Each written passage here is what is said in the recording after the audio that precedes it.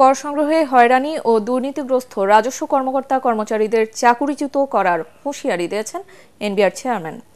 রাজধানীর আগারগাঁওয়ে রাজস্ব ভবনে 2025-26 সালের প্রাক বাজেট আলোচনায় তিনি বলেন, খাতির করে কাউকে কর ছাড় দেয়া বা কারো উপর অন্যায়ভাবে কর চাপিয়ে দেওয়ার মতো ঘটনা আর চলতে দেওয়া হবে না। বিস্তারিত জানাচ্ছেন শারফুল আলম। টানা সপ্তমবারের মতো বেস্ট টিস্যু পেপার ব্র্যান্ড হিসেবে স্বীকৃতি পেয়েছে বসুন্ধরা টিস্যু।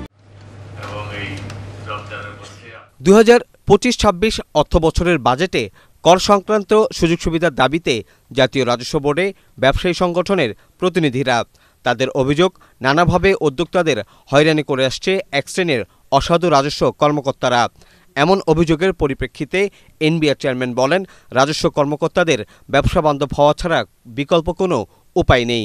কাউকে বিশেষ সুবিধা দেয়া বা কারো উপর অন্যায়ভাবে কর চাপিয়ে দেয়া চলবে না। আওয়াজ আছে যে সমস্ত ইনভেস্টমেন্ট বা অন্যান্য অন্তরায় হচ্ছে এনবিআর। টাস্কিং নিয়ে আপনি দেখা করেন, আপনি মালিক হন আর যাই করেন দেখা করেন, এই জিনিসগুলি বন্ধ করেন। আমরা আপনারা যা চান আমরা সব দিব। এনবিআর চেয়ারম্যান বলেন, কারো একার পক্ষে দুর্নীতি বন্ধ করা সম্ভব নয়। এ বিষয়ে দেশের মানুষকে এগিয়ে আসতে হবে। দুর্নীতি বন্ধে দেশের মানুষকে এগিয়ে আসার আহ্বান জানান তিনি। দুর্নীতিবাজ রাজস্ব কর্মকর্তাদের ধরিয়ে দিতে ব্যবসায়ীদের সহযোগিতা চান তিনি। সার্ভিস পেতে গিয়ে যে ধরনের সমস্যাগুলো পড়েন বিভিন্ন অফিসে, আপনারা দয়া করে আমাদেরকে জানান। তার যে পরিমাণ জরিমানা বা তার যে পরিমাণ শাস্তি হওয়া উচিত সেই পরিমাণ শাস্তি আমাকে করতে হবে। কুইক ড্রাস্টিক কিছু অ্যাকশন নিতে হবে। আমি তো বলেছি, এরকম যদি হাতে নাতে কোনো ধরা পড়ে আমরা কোনো রকমের কোনো তদন্ত, কোনো ঝগড়াঝাটি, কোনো কিছুর মধ্যে যাব না।